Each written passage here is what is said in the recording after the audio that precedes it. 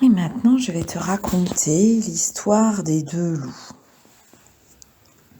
C'est une histoire amérindienne qui a été racontée par un grand-père à son petit-fils.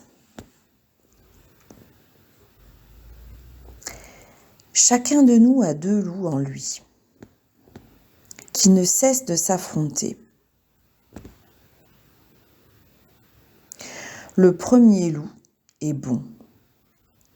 Il ne me fait aucun tort. Il vit en harmonie avec ce qui l'entoure. Il combat seulement quand c'est juste de le faire. L'autre loup est en colère. Il se bat souvent, sans raison. Il est dominé par la peur. L'enfant réfléchit et demande : « Et lequel des deux gagne ? Lequel des deux l'emporte ? » La réponse du grand-père arrive doucement. « Celui qui gagne, mon enfant, c'est celui que je décide de nourrir. »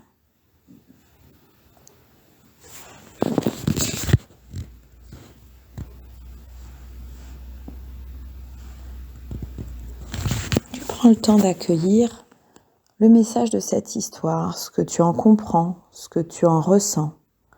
Parfois, les histoires, on n'a pas besoin d'y réfléchir. Juste, on ressent quelque chose en les écoutant.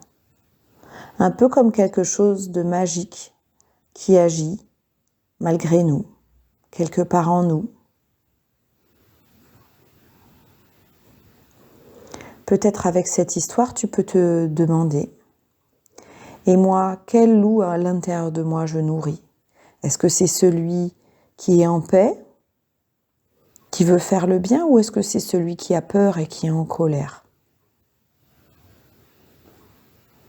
Il ne s'agit pas de se juger, de nourrir le loup en colère, juste de regarder, de constater. Aujourd'hui, mais aussi peut-être dans la vie de tous les jours, dans nos réactions. De voir aussi qu'est-ce que ça nous fait de nourrir l'un ou l'autre. Est-ce que c'est agréable ? Est-ce que ça fait du bien ?